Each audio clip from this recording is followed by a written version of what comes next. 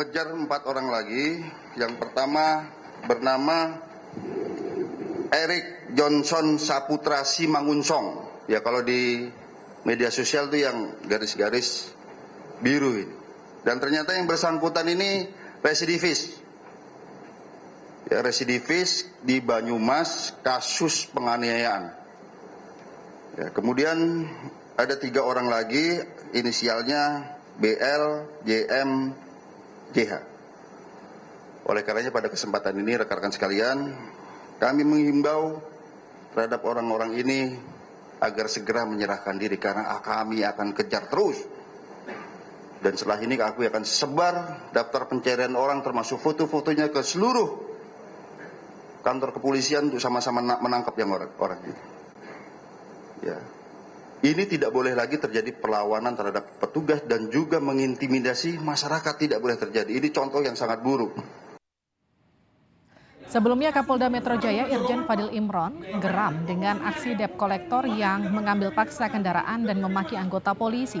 Kapolda Metro Jaya Irjen Fadil Imron mengaku darahnya mendidih saat melihat anggotanya dimaki-maki debt collector. Kejadian ini terjadi saat debt collector mengambil paksa mobil selebgram Clara Sinta di apartemennya di kawasan Jakarta Selatan. Irjen Fadil Imron meminta agar jajarannya membasmi premanisme.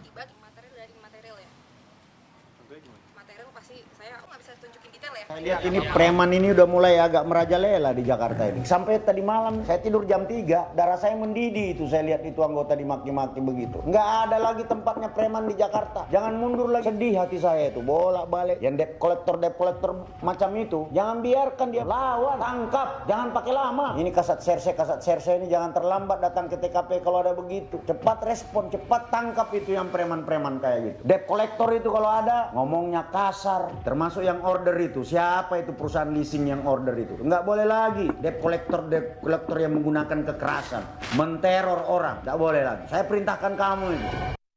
Apa panggil saya? Kantor RC. Ini bukan mobil curian kok. Bukan mobil kalian. Saya bukan datang ke kantor kami. Weh, bos ke kantor kami. Kapan ke bos? Kemarahan Kapolda Metro Jaya merespon peristiwa debt collector ambil paksa mobil milik selebgram Clara Sinta. Sebelumnya seorang polisi dibentak debt collector di apartemen kawasan Jakarta Selatan 8 Februari lalu. Debt collector berupaya mengambil paksa mobil milik selebgram Clara Sinta. Seorang polisi yang berusaha mengarahkan agar diselesaikan di Mapolsek justru dibentak debt collector. Atas kejadian ini Clara Sinta melaporkannya ke Polda Metro Jaya. Ini Pak, apa panggil saya? Kantor RC. Ini bukan mobil curian kok. Tiba-tiba ada debt collector itu banyak sekitar 30 orang di apartemen. Ini perhitungannya itu menurut dari orang apartemen ya, ada sekitar 30 orang, terus tiba-tiba ada merampas kunci dan lain-lain. Kalau dibentaknya seperti yang terlampir di video ya, itu karena pihak polisinya udah ngarahin kita untuk menyelesaikan di polsek, tapi pihak oknum tersebut itu tidak menyetujui, nggak maunya diselesaikannya di ya kalau ngambil unitnya aja, dan setelah itu unitnya benar-benar tetap diambil paksa tanpa izin aku. Di akun media sosialnya, selebgram Clara Sinta mengklaim telah menebus bukti kepemilikan kendaraan bermotor yang digadaikan mantan suami. Ia menyebut insiden ini membuat mobilnya diambil paksa oleh penagih utang atau debt collector. Clara Sinta menanggung uang pelunasan utang sebesar 200 juta rupiah agar bisa mengamankan mobil dan BPKB kendaraannya. Fadil Imron geram setelah anggotanya dibentak debt collector. Saudara Kapolda Metro Jaya Irjen Fadil Imron geram atas ulah penagih utang alias debt collector yang memaki-maki anggotanya. Irjen Fadil Imron pun meminta agar jajarannya membasmi premanisme. Polisi bergerak cepat dengan menangkap beberapa orang yang membentak polisi. Apa perkembangan terbaru dari kasus ini kita akan sapa Kabid Humas Polda Metro Jaya Kombes Truno Yudo Wisnu Andiko. Pak Truno, selamat malam. Selamat sore, Mbak. Pak, sudah berapa orang yang ditangkap terkait kasus ini? Baik, tadi barusan saja Polda Metro Jaya melakukan press conference yang langsung disampaikan oleh penyidik. Dalam hal ini adalah Direktur Reserse Kriminal Umum Polda Metro Jaya. Perlu kami jelaskan, jadi perkembangan bagaimana Polda Metro Jaya ini komitmen dan konsisten terkait dengan aksi-aksi premanisme. Tentu adalah respon cepat, sehingga tidak menimbulkan keresahan bagi masyarakat. benar tadi terkait dengan adanya aksi premanisme, ada 3 tersangka ya yang dikhususkan terkait dengan adanya aksi premanisme berkedok pada debt collector. Yang pertama sudah diamankan adalah atas nama AW, kemudian juga ada LW dan satu lagi XR.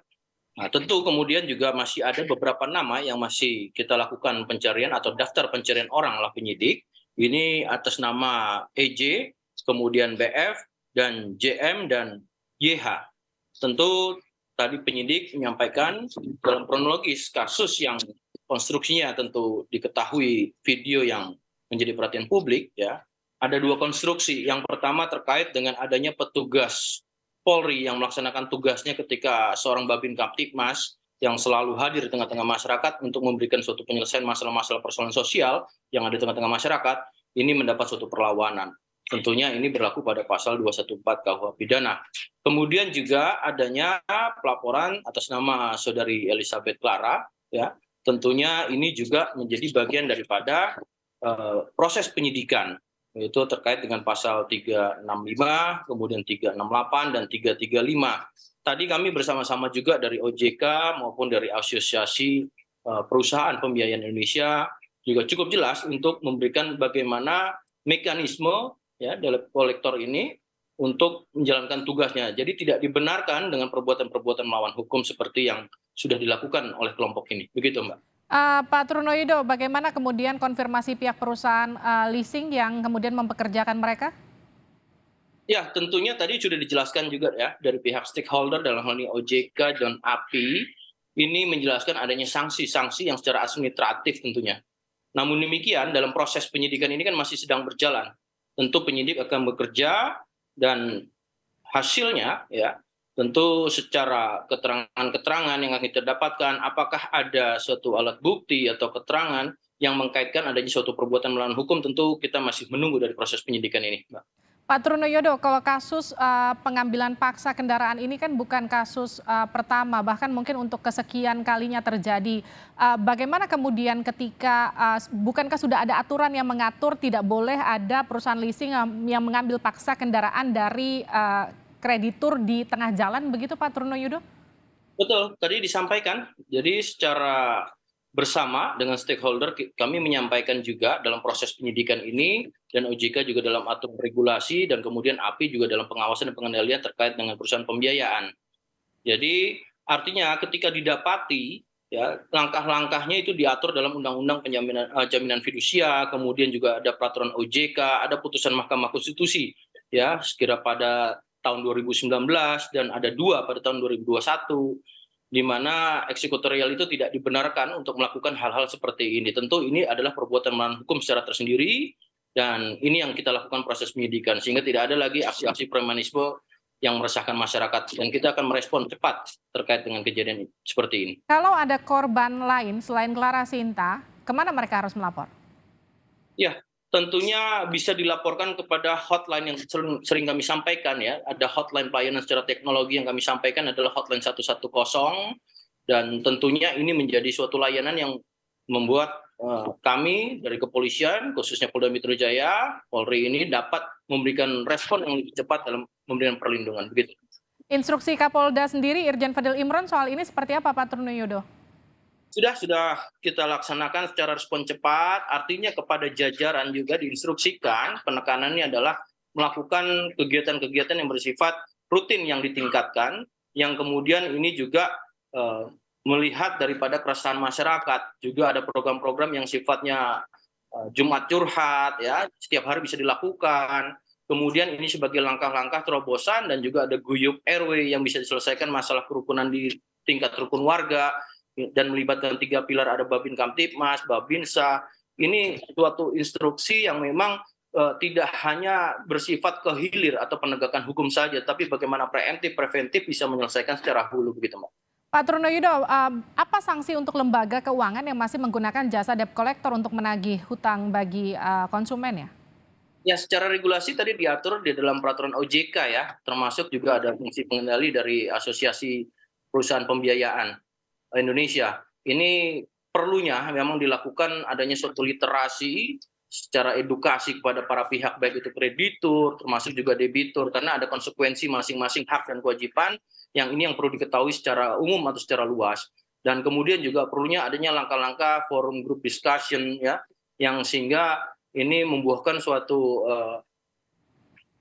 kegiatan yang memang kondusif, yang sesuai dengan aturan, baik itu aturan undang-undang, kemudian peraturan OJK, serta melaksanakan putusan MK. Ini menjadi bisa diketahui oleh khalayak ramai. Tentunya kepolisian juga akan merespon apapun sifatnya pelaporan yang meresahkan. Kami akan merespon cepat sesuai instruksi Bapak Kapolda, memberikan perlindungan dan pelayanan, dan tentunya penegakan hukum merupakan langkah terakhir. Namun demikian yang paling mulia adalah bagaimana bisa mencegah ini. Terima kasih Kombes Trunoyodo telah bergabung bersama kami di Sapa Indonesia Malam.